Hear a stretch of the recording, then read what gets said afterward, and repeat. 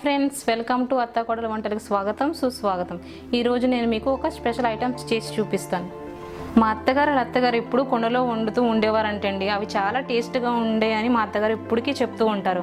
అందుకోసమని ఇవాళ నేను కుండలో సర్ప్రైజ్గా మా అత్తగారికి సాంబార్ చేసి చూపిద్దామని రెడీ చేస్తున్నానండి. ముందుగా ఒక కుండ తీసుకుందామండి. మనం ఫస్ట్ నేను 2 ఆనియన్స్ కట్ చేసి పెట్టుకున్నానండి. 2 పచ్చిమిరపకాయలు ముందుగా వేసుకుందాం. 2 బెండకాయలు, కొంచెం ఆనపకాయ ముక్కలు, 2 వంకాయలండి, 3 టమాటాలు, 1 క్యారెట్, 1 బీన్స్ కట్ చేసి పెట్టుకున్నానండి. ఇది చిలకడ దుంప, 1 చిలకడ దుంప తీసుకున్నాను. ఇవి చెక్కుకోలేదండి. నేను చెక్కుంటే సాంబార్ పెట్టుకున్నప్పుడు అవి మెత్తగా అయిపోతాయి, అందుకే చెక్కకుండా పెట్టుకోవాలి. తర్వాత కొంచెం మనం కొత్తిమీర వేసుకుందాం. 1/2 టేబుల్ స్పూన్ పసుపు, 1/2 టేబుల్ స్పూన్ కారం. ఇది సాంబార్ పౌడర్ అండి. ఇది ఇంట్లోనే మా అత్తగారు నాకు నేర్పించారండి, రెడీ చేసి పెట్టుకున్నాను నేను. అది 1 స్పూన్ వేసుకుందాం. అది ఏ విధంగా రెడీ చేయాలో మీకు నెక్స్ట్ వీడియోలో నేను చూపిస్తాను.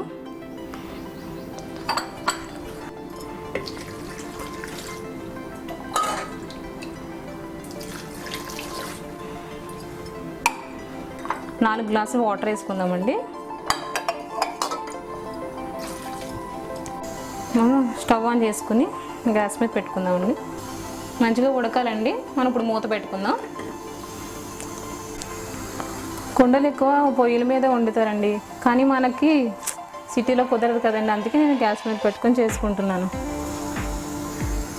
సిమ్లో పెట్టుకొని చేసుకోవాలండి.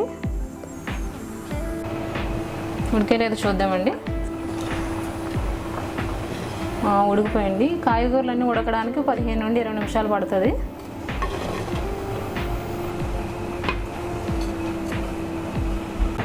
నేను ముందుగా ఒక కప్పు పప్పు తీసుకుని అది కుక్కర్లో ఉడకబెట్టుకున్నా.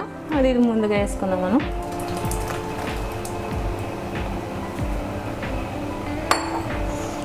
ఒకసారి కలుపుకుందాం.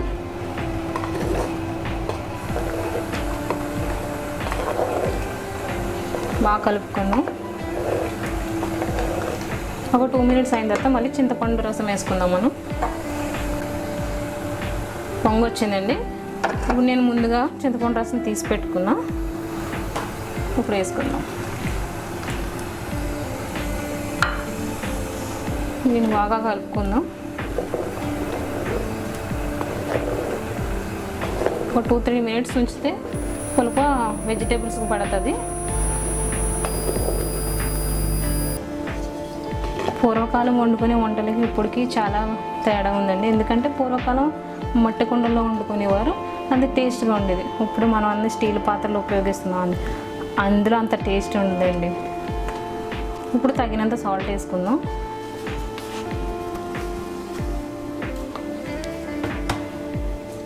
ఒకసారి కలుపుకుందాం.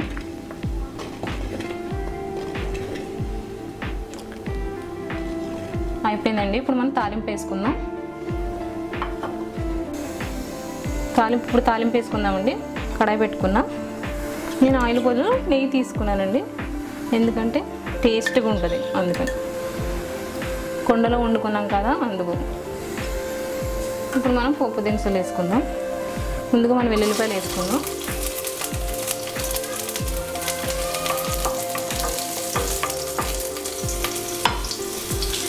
కొంచెం జీలకర్ర, ఆవాలు వేసి కలుపుకుందాం.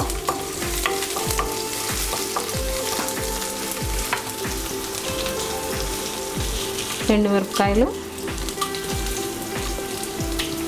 కరివేపాకు వేసి మనం బాగా కలుపుకుందాం. బ్రౌన్ కలర్ వచ్చేది.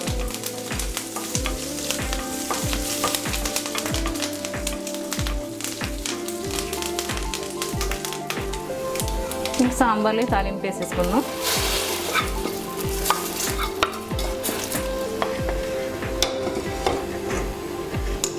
మంచిగా సువాసన వస్తుందండి, ఎందుకంటే మనం సాంబార్లో నెయ్యి వేసాం కదా.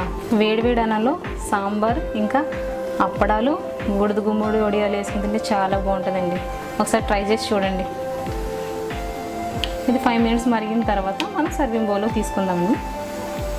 ఇప్పుడు ముందుగా తరిగి పెట్టుకుని కొత్తిమీర వేసుకుందాం. ఒక 5 మినిట్స్ ఉడకనిద్దాం. వేడివేడిగా కుండలో సాంబార్ రెడీ.